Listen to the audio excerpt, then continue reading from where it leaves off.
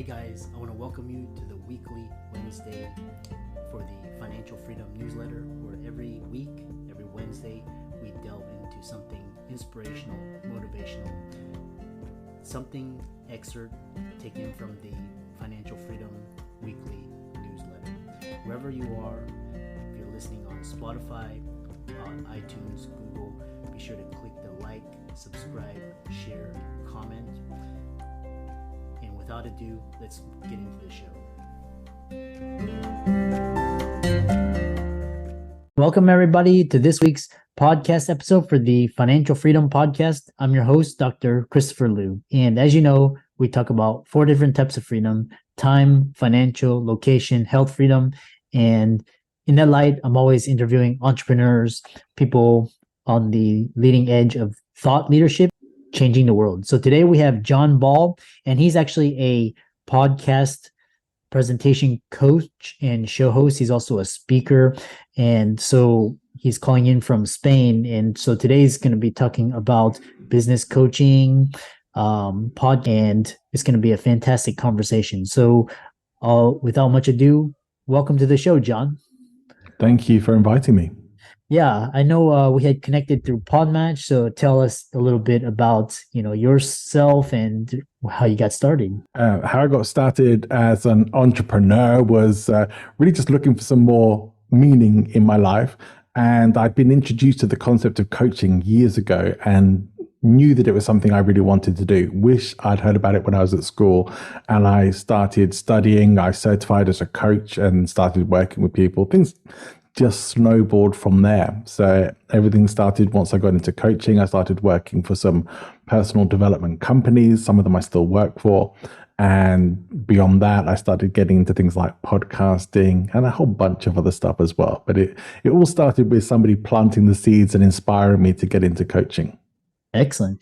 And so what's interesting is you dub yourself as a podcast presentation coach. And I'm always on the lookout for new terminologies, new ideas, concepts. Tell us what all that is and what it entails.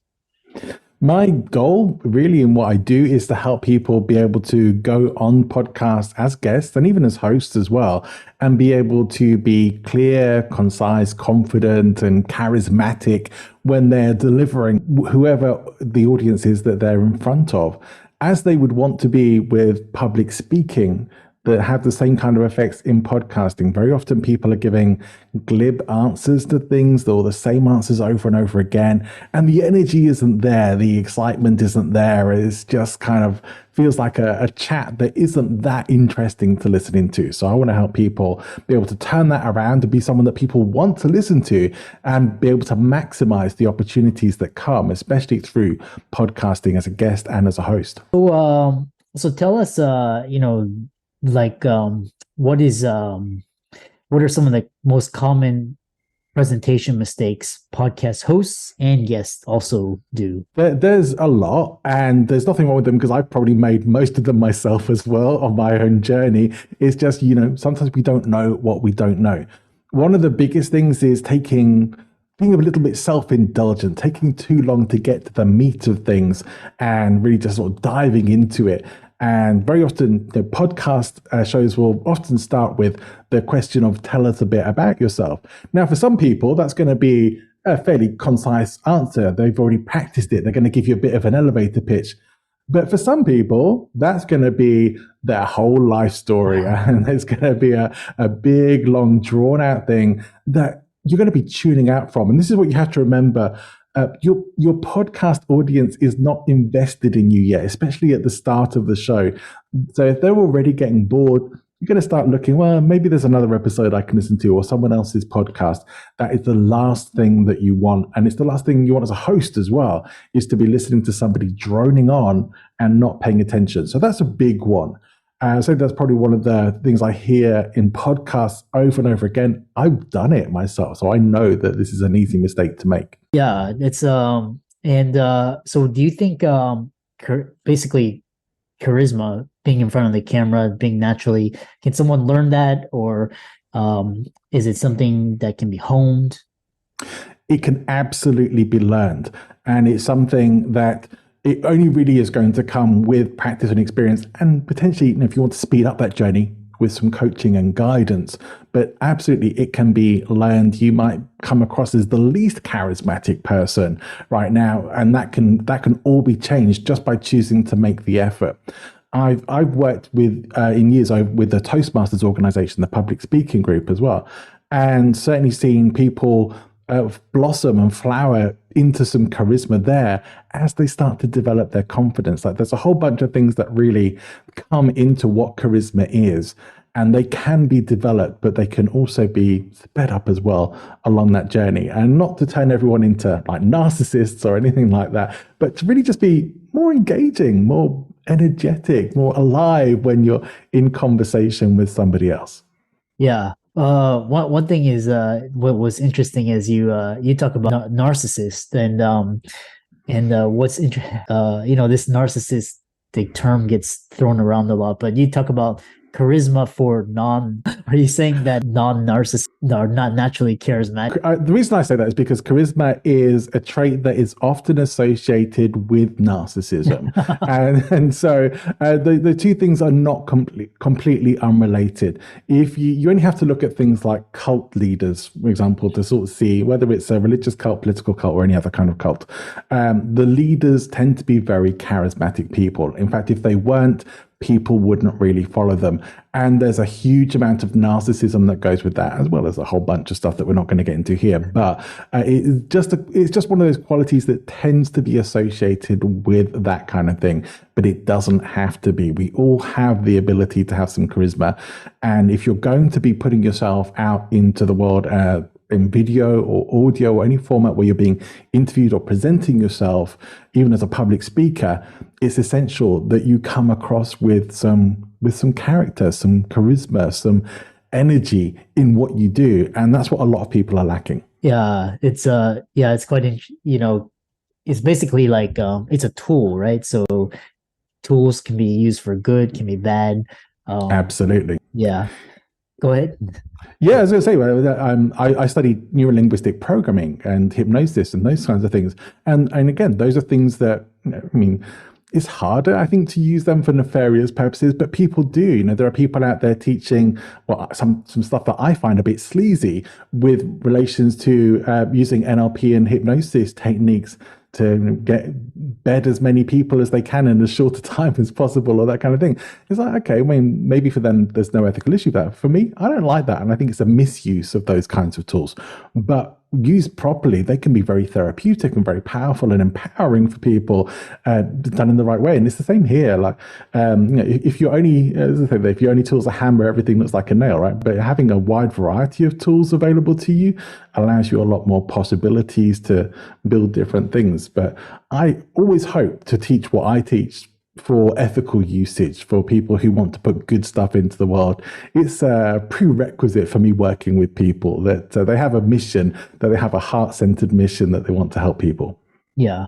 It's all, in the end, it's all about influence and persuasion. And one thing you talk about is basically podcasting advantage. We'll talk about blogging as well as podcasting, but tell us about podcast advantage for business coaches.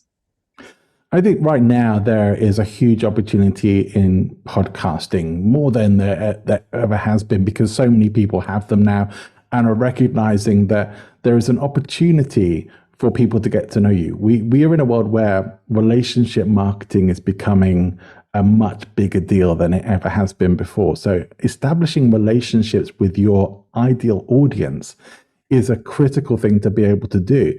And not everyone can afford to do that through masses of videos and Facebook ads. And so this is something like podcasting is a very cost-effective way, although not always the most time-effective way, but certainly a cost-effective way of being able to get yourself in front of audiences of people who are potentially your ideal clients, and be able to start that conversation and have thinking, all right, this person is interesting. They have something I'm interested in hearing about. Or the alternative of that, I'm not really interested in this, so I'm not going to look for another episode. We want that. Magnets repel and retract, and so we want to be on here as a way to do exactly that, attract the audiences and the perfect future clients that we'd like to work with, and repel those that we don't. And podcasting puts us in a position to be able to do that as a guest and as a host, if we choose to do that too. And so, it's really interesting because I tell clients and everybody, if you missed out YouTube, YouTube's really hard to get followers now, but in the beginning it was really easy. Instagram too now, but now people are flocking to like podcasting, this untapped resource. And, if you missed out on the previous, you can really create a brand and a following. Talk about blogging as a way of augmenting your podcast. Blogging is something that I got into simply because I enjoy writing, not because I thought there was any great tactical benefit in it. I just really wanted to practice my writing. And then last year, I think it was last year anyway, the start of last year, LinkedIn opened up the capability to do newsletters on the website. And I thought, well, what the heck? I think I'm going to do a LinkedIn newsletter. So, just over a year later, I'm still doing it. Haven't necessarily been as weekly as I would have liked to have been due to various things, but I certainly have enjoyed the process. My writing is improving. So for me, I still think there's power in blogging. I haven't accessed that yet. Perhaps I'm still mastering my craft there.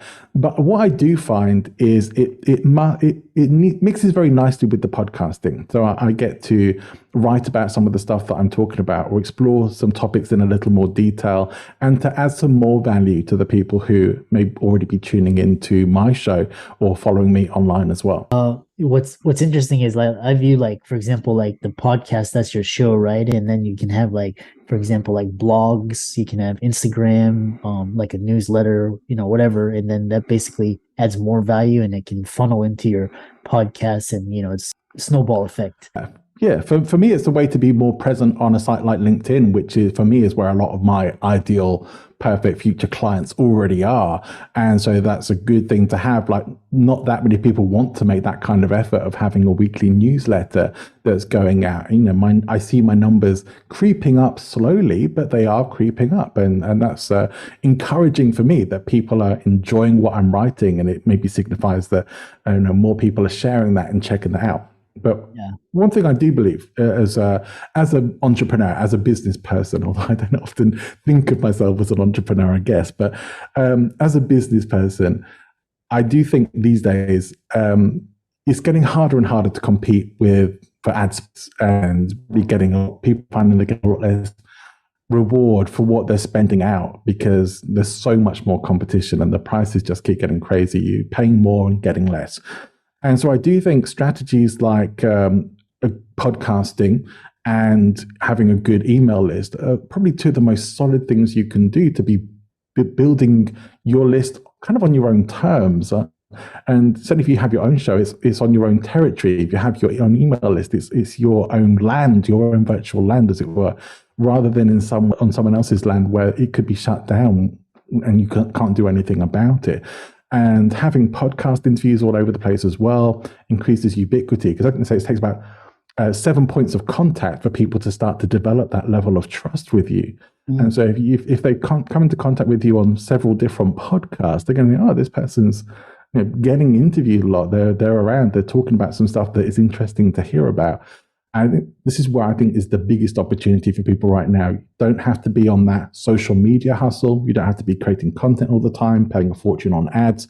You can have other people promoting you and your talking points and your content, introducing you to their audiences, and build up an email list where you do that. This is one of the most valuable things that you can have as a business owner, as an entrepreneur. Yeah, and like you were mentioning LinkedIn, really untapped resource. Everybody's talking about Instagram and TikTok. LinkedIn is the world where all the professionals and business owners, creators come. So it's, really untapped. So these are very fascinating topics. One thing is, if you were had to, do it over again, would you start as being a guest or a host? That's a great question. I'm happy you asked that.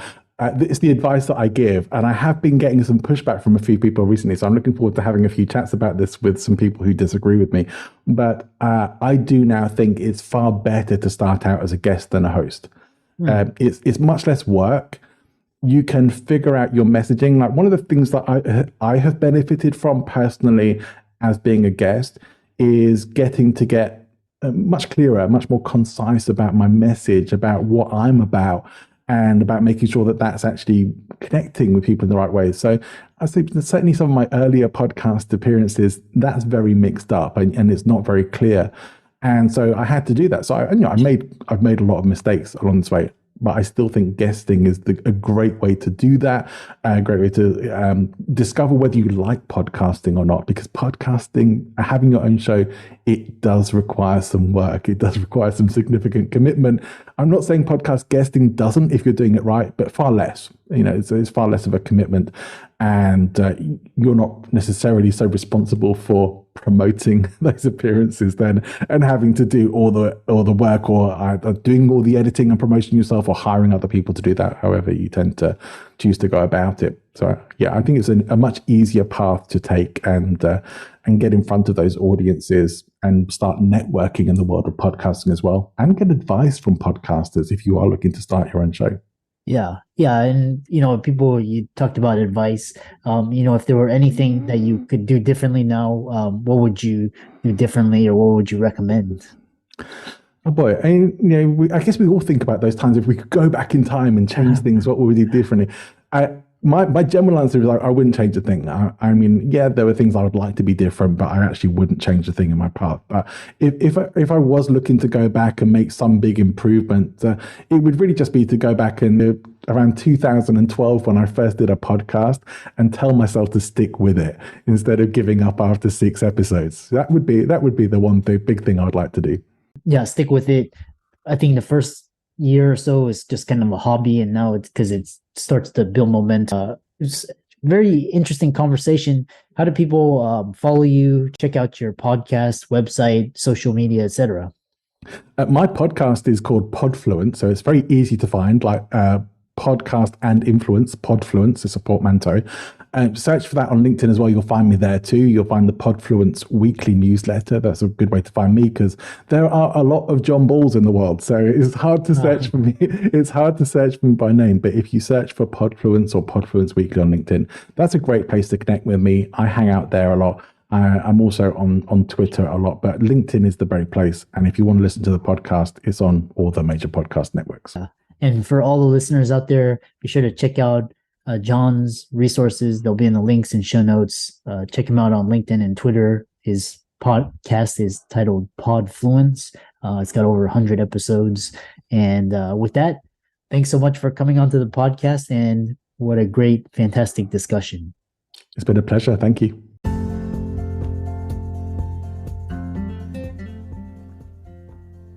I hope you really enjoyed that wonderful, inspirational, motivational piece. Again, wherever you are listening, if you liked it, be sure to like, comment, share, subscribe. We're on everywhere: Spotify, iTunes, Google, Amazon, Audible. And without much ado, be sure to thank this show's sponsors, and we'll see you next week.